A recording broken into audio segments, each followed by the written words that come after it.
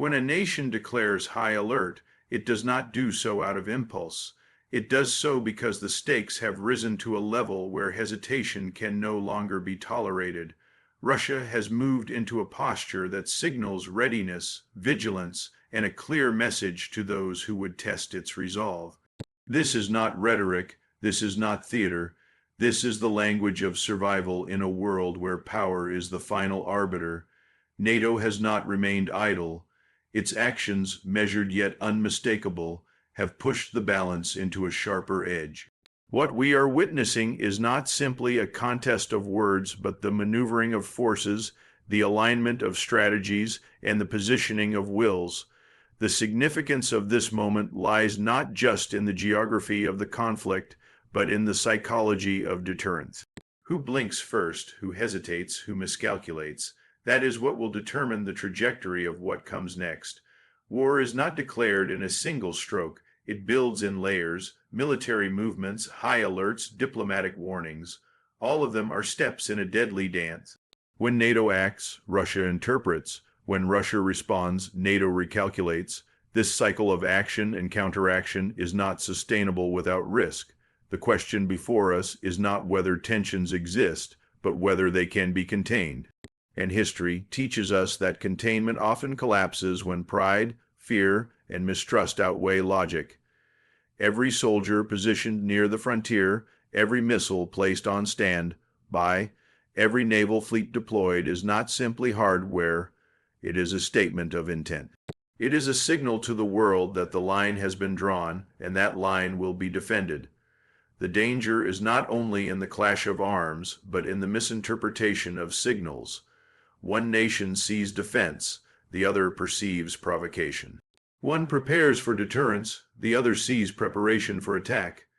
In this fog, accidents become catalysts, and catalysts become wars. The world must understand, once a great power declares high alert, it is saying to the adversary, "Test me at your peril." This is not an exercise, it is not symbolic. It is the sharpening of the blade before the strike. NATO's movements, whatever their stated intention, are not received in Moscow as defensive. They are received as encirclement, as pressure, as the prelude to confrontation. And in such a climate, restraint becomes fragile. This is the hour when leaders must ask themselves, are they prepared for escalation beyond control? Are they ready for consequences that extend beyond borders, beyond battlefields, into the heart of economies, societies, and the very stability of civilization? Because once unleashed, the forces we speak of are not easily recalled. They do not obey wishful thinking, they obey the grim logic of war. When the declaration of high alert resounds through the corridors of a nation like Russia, it is not a casual maneuver, nor is it a symbolic gesture for the sake of appearances. It is a signal to the world that the temperature has risen to a level where decisions must be immediate, preparations must be absolute, and survival becomes the singular priority. For Russia, declaring such a state is equivalent to raising the stakes of the global order. It forces every observer, every adversary, and every so-called ally to take notice. This is the kind of announcement that reverberates beyond Moscow, beyond Brussels, beyond Washington. It echoes into every capital where policy is crafted and every command post where strategies are written in secrecy. NATO's actions, deliberate and unrelenting, provide the backdrop to this moment. NATO does not move forces without intent, does not activate readiness without a clear calculation. Every step it takes is watched with scrutiny, because Russia interprets these movements not through the lens of rhetoric, but through the long memory of history.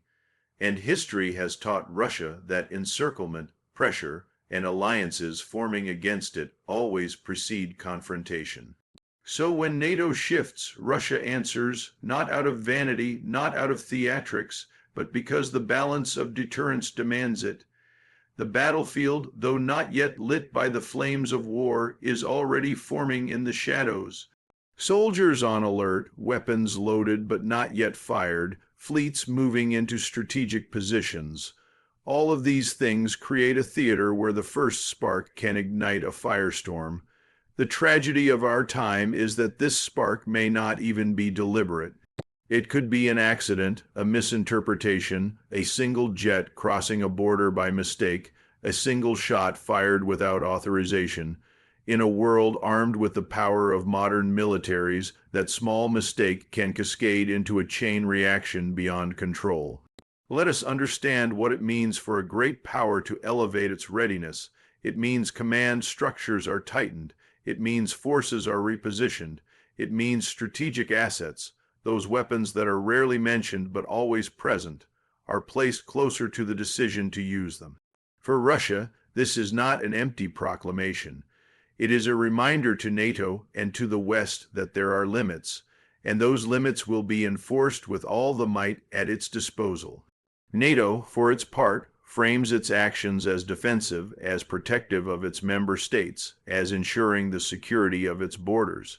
Yet perception in geopolitics matters more than intention. Russia does not see defense, it sees encirclement. It does not see security, it sees preparation for offensive action, and so the cycle repeats itself. One side acts to deter, the other side interprets as provocation, and each step tightens the rope that could strangle peace itself. This is the reality of brinkmanship. It is not a matter of who is right and who is wrong. It is a matter of who is willing to risk everything to assert their dominance. For Russia, high alert is not only about military readiness, it is about psychological dominance. It sends a message that Moscow will not be intimidated, that NATO's moves will not go unanswered, and that any attempt to press further will meet resistance far greater than the West might anticipate. For NATO, every reinforcement, every deployment is meant to remind Russia that aggression will not go unchecked, that alliances will hold firm, and that collective strength will outweigh unilateral action. But history reminds us that alliances are fragile, and unity is often fractured by fear when the costs of confrontation grow unbearable. The true test for NATO will not be in its ability to move troops or equipment. It will be in its ability to maintain political will when escalation threatens the very survival of its members. And the true test for Russia will be in its capacity to distinguish between real threats and perceived encirclement, between necessary defense and reckless escalation. The danger lies not in the strength of either side, but in the narrow space between perception and reality. Consider this: a convoy of NATO forces moves eastward as a deterrent. To NATO, it is a defensive gesture. To Russia, it is the shadow of invasion. Russia responds with its own deployment, perhaps more aggressive in appearance than intended. NATO then recalculates, interpreting Russia's move as preparation for a strike. At that point, deterrence has failed, mistrust has triumphed, and in such an environment, the first shot becomes inevitable. War, once unleashed, does not obey logic. It does not conform to carefully drawn plans or strategies written in neat briefing books. It devours. It consumes not only the soldiers who fight it, but the civilians who have no part in it. Cities become rubble, economies collapse, generations are scarred. This is the outcome both sides claim they wish to avoid, yet both sides march toward it with steady determination. That is the tragedy of power politics. It blinds its participants to the abyss even as they walk closer to it. The world, meanwhile, watches with unease. Nations not directly involved still feel the tremors. Markets react, energy prices fluctuate, populations grow anxious. Leaders far removed from Moscow or Brussels are forced to consider the implications for their own people. Because in a world so interconnected, a conflict between great powers does not remain confined to their borders. It spreads like a storm, touching every shore, destabilizing every economy, altering the course of every nation that depends on the fragile balance of global order. Russia declaring high alert is, in essence, an announcement that patience is nearing its limit. It is a warning, not only to NATO, but to the entire world, that the line has been drawn. NATO taking action is its own announcement. That it will not retreat, will not fold, will not allow its credibility to weaken. The result is a standoff of monumental proportions.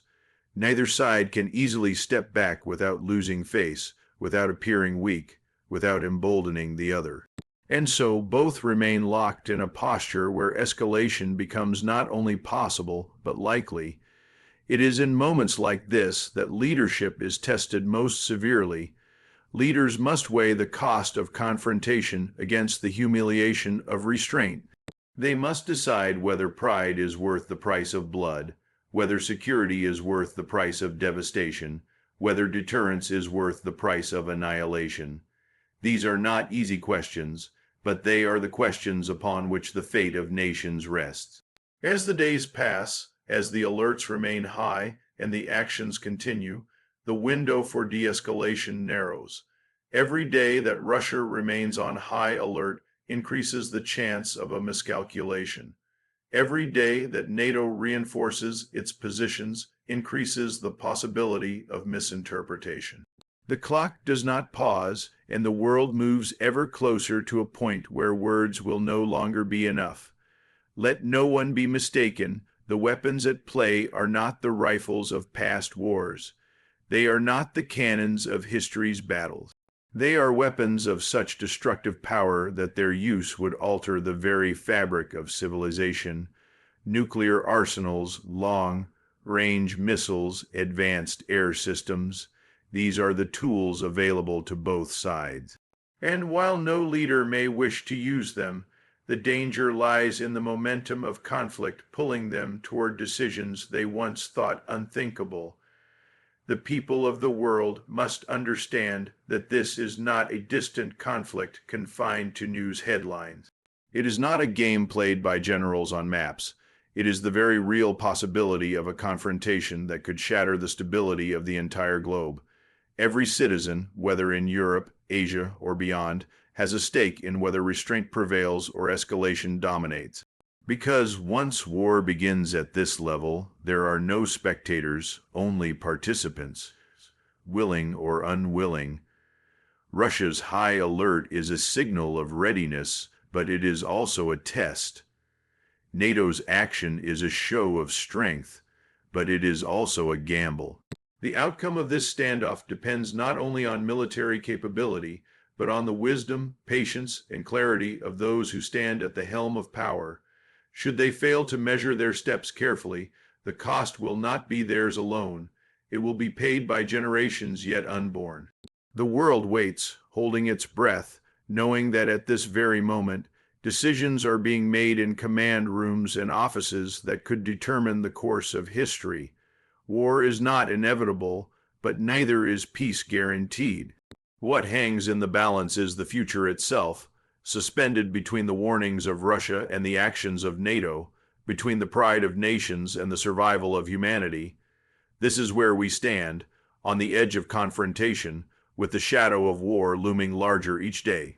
The choices made now will echo not only through the coming months or years, but through the very pages of history. And those who hold the power to escalate or de-escalate must recognize that once the threshold is crossed, there will be no turning back. The time for illusions is over. The time for false comfort has passed. What remains is the stark reality that great powers, armed and alert, stand face to face with no guarantee of restraint. In that reality, one truth becomes clear. If wisdom does not prevail, then war surely will.